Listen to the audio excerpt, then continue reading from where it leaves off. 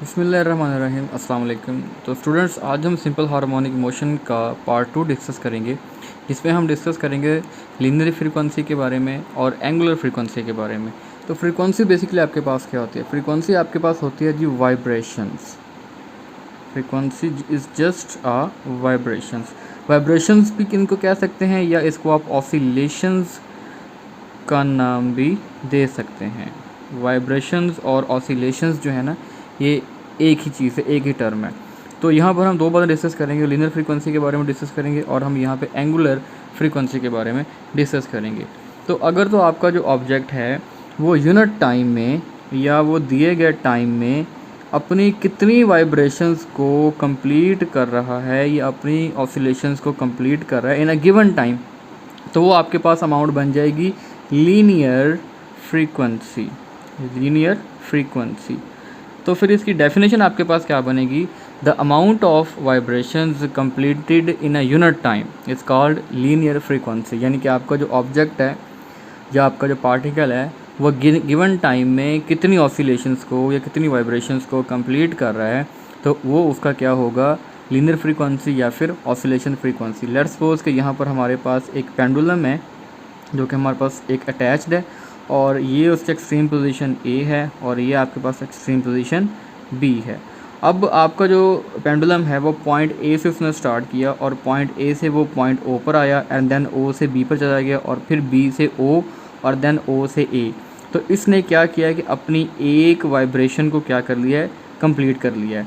तो इस एक वाइब्रेशन को कंप्लीट करने के लिए उसने जो टाइम कंज्यूम किया है वो आपके पास बन जाएगा फिर लीनियर फ्रीक्वेंसी, या उस टाइम में वो कितनी फ्रीक्वेंसी या कितनी ऑसिलेशंस को वो कवर कर रहा है, तो it will known as linear frequency. तो फ्रीक्वेंसी का यूनिट आपके पास होता है जी, वो होता है हर्ट्ज़। यानी कि फ्रीक्वेंसी का यहाँ पर यूनिट आपके पास है वो है हर्ट्ज़। ठीक है। इसी तरह अगर आपके पास कोई भी ऑब्जेक्ट है वो नंबर ऑफ रोटेशंस,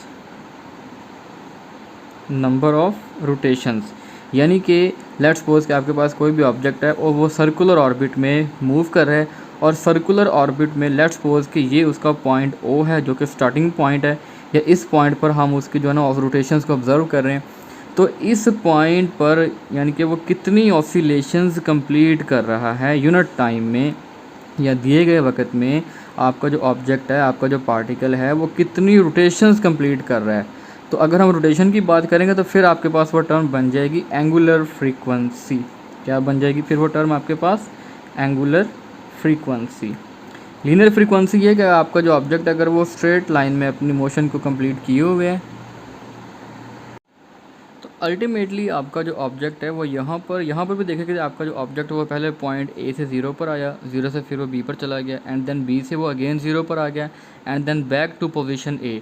तो डैट मीन कि उसने यहाँ पर अपना एक जो है वो सर्कल कंप्लीट कर लिया है। ठीक है। इसी तरह अगर आपका जो ऑब्जेक्ट है अगर वो किसी सर्कुलर ऑर्बिट में रोटेट कर रहा है या सर्कुलर पाथ को फॉलो कर रहा है, तो यहाँ पर भी आपका जो ऑब्जेक्ट है वो 360 एंगल्स को कवर कर रहा है। तो इसका मतलब ये है कि यहाँ पर वो 360 डिग्रीज़ को कवर कर रहा है, और इधर अगर हम रेडियन की बात करें तो 360 आपके पास 2 पाई रेडियंस के बराबर होता है। तो यहाँ पर हम देखेंगे कि आपका एंगुलर फ्रीक्वेंसी और लीनियर फ्रीक्वेंसी के बारे में आपस में इसका क्या लिंक है। अच्छा, जो आपके पास जो लीनियर फ्रीक्वेंसी होती है, लीनियर फ्रीक्वेंसी को हम डिनोट करते हैं एफ के साथ, और एंगुलर फ्रीक्वेंसी को हम डिनोट करते हैं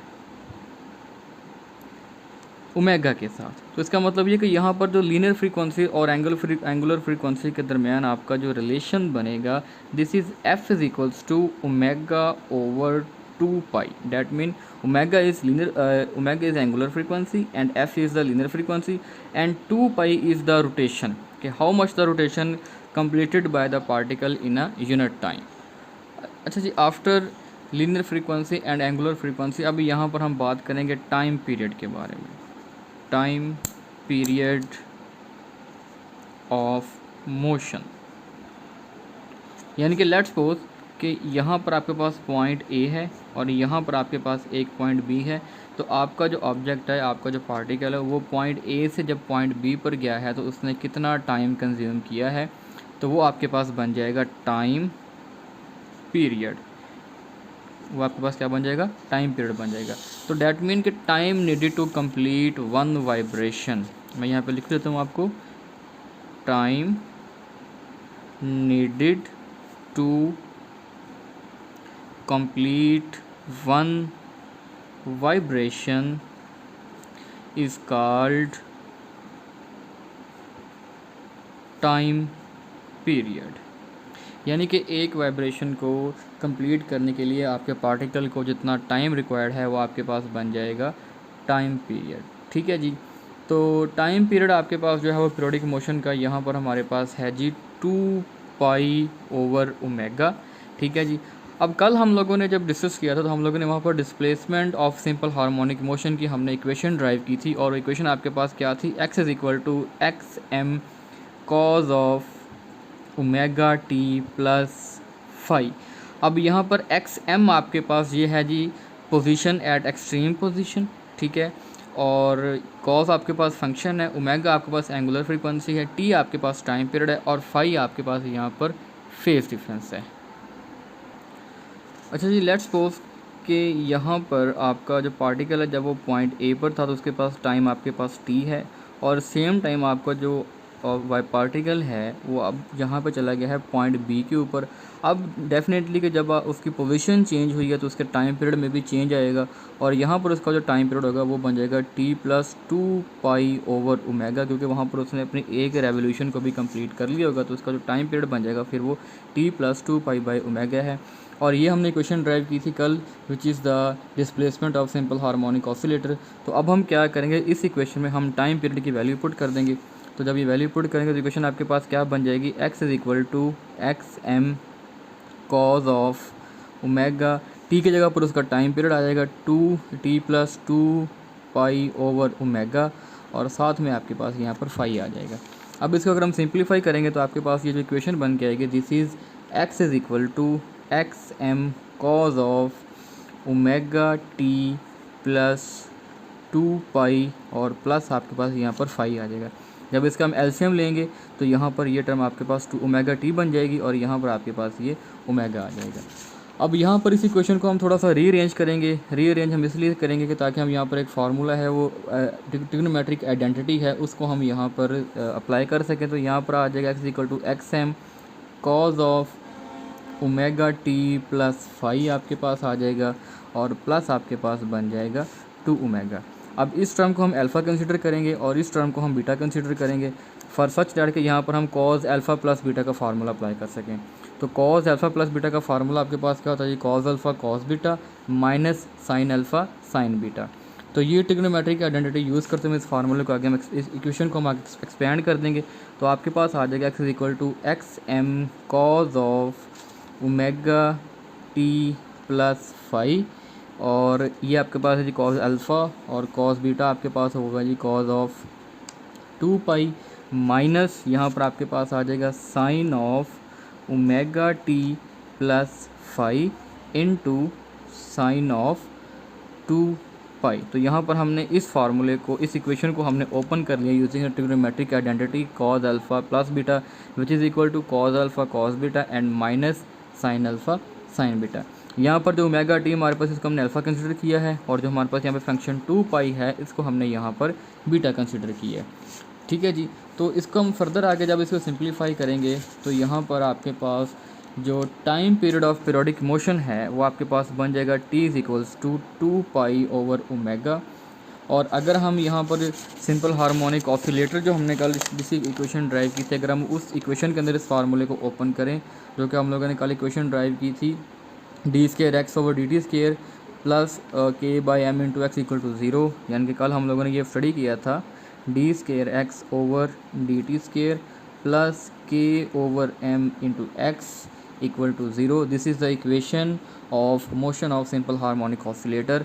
तो यहाँ पर हमारे पास x की वैल्यू अब ये मौजूद है। अब हम ये x की वैल्यू इस इक्वेशन में पुट करेंगे, और पुट करने के बाद यहाँ पर हम अपना फर्दर जो है वो इसको आगे सिंप्लीफाई करेंगे। तो जब इस इक्वेशन को हम आगे फर्दर मज़ीद सिंप्लीफाई करेंगे तो ये आपको यहाँ पर इसका जो आंसर आएगा x = xm cos of omega T plus phi, क्योंकि आगे थोड़ी स्पेस कम है तो इसलिए मैंने इसको यहाँ पर लिख दिया। जब इस इक्वेशन को हम मज़ीद आगे सिंप्लीफाई करेंगे तो यहाँ पर इसका जो आंसर आपके पास आएगा, this is equal to x M cos of omega T plus phi.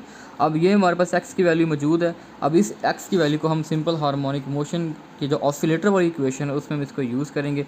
तो यहाँ पर हम x की वैल्यू पुट कर देंगे तो ये इक्वेशन आपके पास बन जाएगी d square over d t square into x M cos of omega T plus phi plus k over M into, again यहाँ पर x की वैल्यू पुट करेंगे जो आपके पास क्या है, x M cos of omega T plus phi that is equal to 0।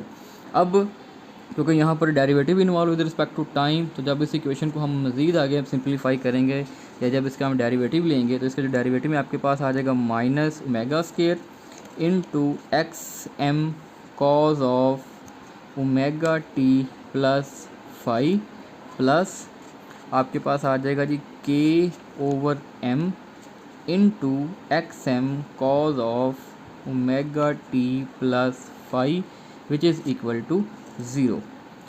अब हम यहाँ पे क्या करेंगे, क्योंकि ये इक्वेशन को हम माइनस से टर्म आ रही है, इसको जब हम उधर राइट साइड पे लेके जाएंगे तो ये प्लस में कन्वर्ट हो जाएगी और आपका जो x m cos of omega T plus phi वापस में कैंसिल हो जाएंगे। तो हमारे पास इक्वेशन बन के आएगी that is equals to omega square into x M cos of omega T plus phi which is equals to के over M into x M cos of omega T plus phi. तो यहाँ पर आपका X M cos of omega T plus phi आपस में cancel हो जाएंगे तो आपके पास रह जाएगा omega square which is equal to के ओवर एम एंड अगेन यहाँ पर आपके पास जो ओमेगा की वैल्यू आ जाएगी this is equal to square root of k over m. ठीक है जी।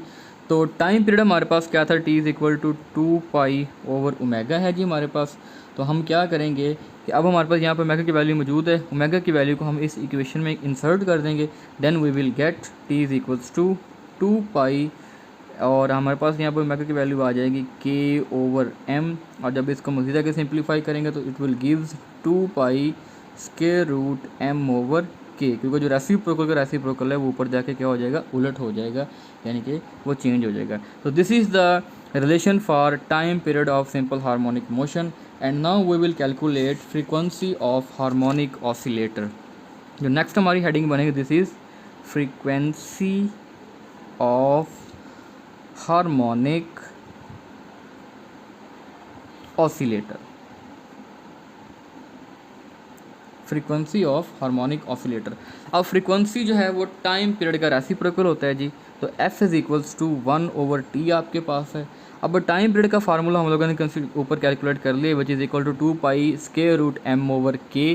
तो उस फार्मूले को हम यहाँ पे पुट कर देंगे तो f आपके पास आ जाएगा 1 ओवर, अब टी की जगह पर क्या आ जाएगा 2 pi square root m over k and यहाँ से फ्रीक्वेंसी आपके पास आ जाएगी 1 over 2 pi square root k over m. This is the formula for frequency of a simple harmonic oscillator. तो इस फार्मूले को यूज़ करते हुए हम उसकी यहाँ से फ्रीक्वेंसी की वैल्यू को हम कैलकुलेट कर लेंगे। ओके जी।